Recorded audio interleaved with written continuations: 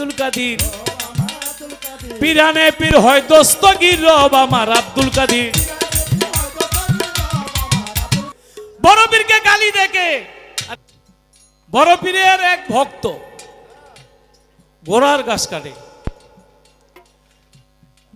বড় পীরকে বলে আমারে কিছু শিখাই দেন, যাই শিখাই ভুলিয়া যায়, যাই শিখাই ভুলিয়া যায়। কত বড় পীর আমার উপায় কি, কত তুই শুন, তুই আমার খালি ঘোড়ার গাছ কাটবি, তোর আখের নিদানের জবাব আমি দিয়ে দেব। যখন মুনকির নকির ফেরেশতা কবরের মধ্যে আইছে, মার রাব্বুকা, তোমার রব কে? জবাব বলল রাব্বি আল্লাহ। বলে রব আমার আব্দুল কাদির, পিরানে পীর হয় দস্তগীর রব আমার আব্দুল কাদির।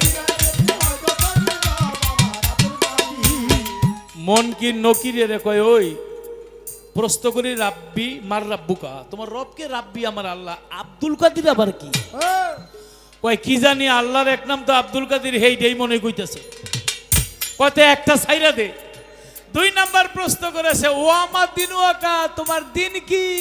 বলে দিন আমার আব্দুল কাদির, পিরানে পীর হয় দস্তগীর, দিন আমার আব্দুল কাদির। মুনকির নকিরে কয় একটা না তো ছাইরা দিলাম, আবার ও আমার দিন ওয়াকা, অর্থ তোমার দিন কি? দিনিয়াতে ইসলাম, এটাই জবাব। অধিক দিন আমার আব্দুল কাদির মুখস্থ করে লইছে, যা জিগাই একটাই কয়। ঠিক আছে, দুইটা ছাইরা দে, আরেকটা প্রশ্ন কর। নবীর প্রতিচ্ছবিটা দাঁড় করে প্রত্যেকে বলবে মার হাজার রাজুলু, উনি কে? জবাব হইল হুয়ার রাসূল, ইনি আমার রাসূল। অরে জিগায় মার হাজার রাজুলু, কয় উনি কে? বলে উনি আমার আব্দুল কাদির, পিরানে পীর হয় দস্তগীর। মুনকির নকির কয় ওই গুরজুলো, আরে পিটা আগুনের গুরজু দিয়া। আর যখন বাড়ি মারবো, বড় পীর অজু করতেছিল, আর ভক্ত চোখের পানি ছেড়ে কয়ে, বড় পীর আপনারা বলেছিলেন আখের নিদানের জবাব আপনি দিবেন, এখন ফেরেশতারা আমার মারে, আপনি কোথায়? আমার বড় পীর আব্দুল কাদির জিলানী চোখের পলকে কবরের মধ্যে চলে গেছে। গিয়া দুই ফেরেশতারে ধরছে দুই হাতে, ভক্তকে বাবা আইয়া পড়ছেন, ঠাইসা ধরেন, আপনি নাইলে আমার মারতো। ফেরেশতারা কামকে ছাইরা দেন। কয় সার মুখেন, কয় আমরা অন্যায় করছি কোনো? কয় করছস। কয় কি? কয় সব ছাইরা দিলাম, জবাব দে তোরা হিন্দু না মুসলমান?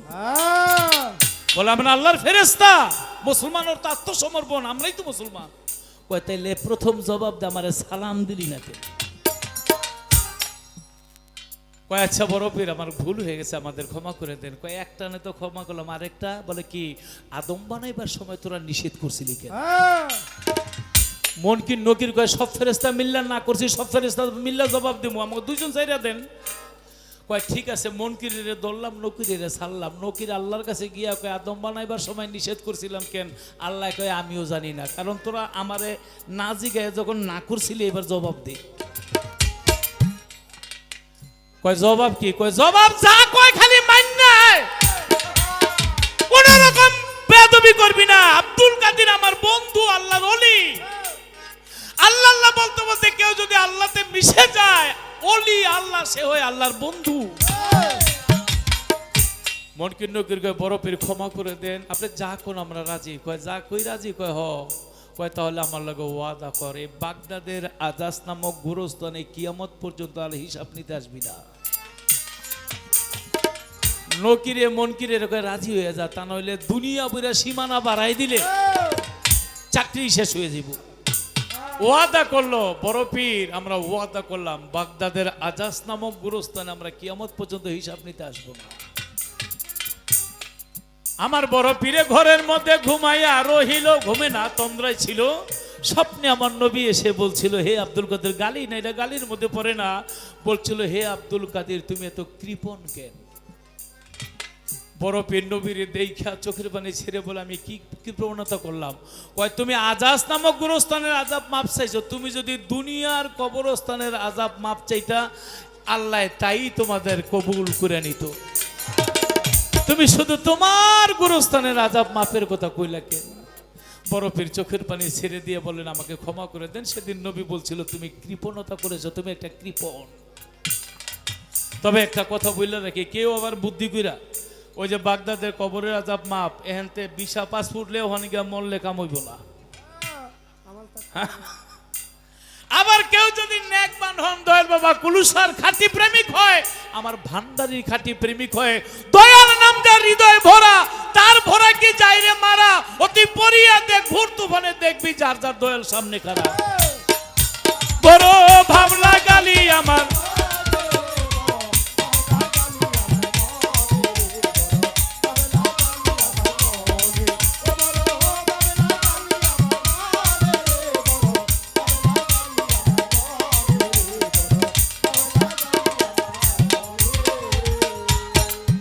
আমি বাহিরে গেছি, আমার এক মা ডেকে বলে একটা মায়ের গান গাইয়েন।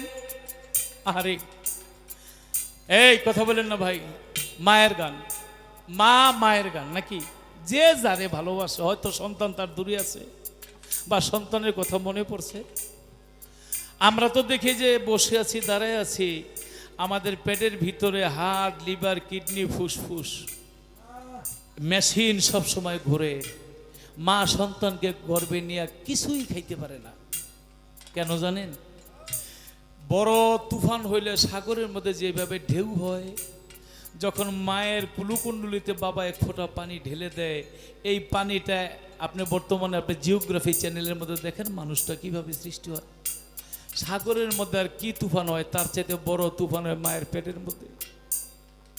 মা কিছুই খাইতে পারে না, সারাটা দিন না খায়া থাকে।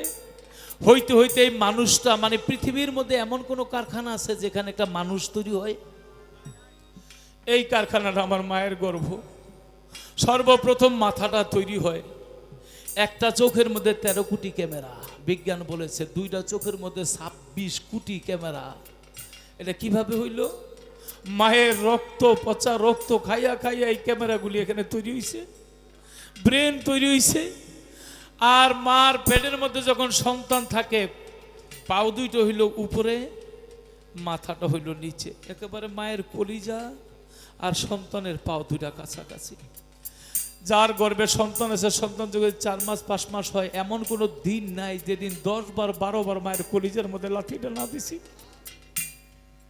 কিন্তু অনেক কষ্ট পাওয়ার পরে মা কোনো দুঃখ মনে করে নাই, কারণ আমার সন্তান সুস্থ আছে। আবার যদি নড়াচড়া না করে মায়ের চিন্তায় পড়ে যায়, আমার সন্তান কি অসুস্থ হয়ে গেল? গর্ভে যখন লাথি মারছি মা খুশি, ব্যথা পায়ও খুশি, কিন্তু সন্তান দুনিয়াতে আসার পরে হাতে পায়ে তেল মাইখা এই সন্তানকে যখন বড় করে, এমন শক্তিশালী হাত পাও নিয়া, ওই শক্ত পাও নিয়া যদি মায়ের বুকের মধ্যে আবার লাথি মারে, আবার আল্লাহ বলে ওই লাথিটা আমি আল্লাহর আরশের মধ্যে লাগছে, ওই লাথিটা আমার নবী বলে আমার কলিজার ভিতরে লাগছে। আমি তো পালা নেওয়ার আগেই 2টা বিচ্ছেদ গাইছি, আরো অনেক বিচ্ছেদ গাবো, কিন্তু মায়েদের জন্য একটা গান, বাবা এবং মায়ের জন্য, আমার যুবক হয়েছে তাদের জন্য এই গানটা। যদি বাবার সেবা